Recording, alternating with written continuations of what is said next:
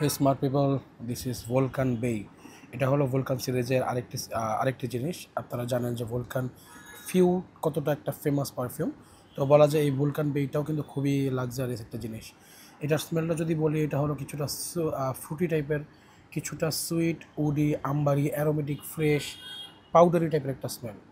এটা আপনার খুবই লাক্সারি এবং খুবই জনপ্রিয় একটা জিনিস।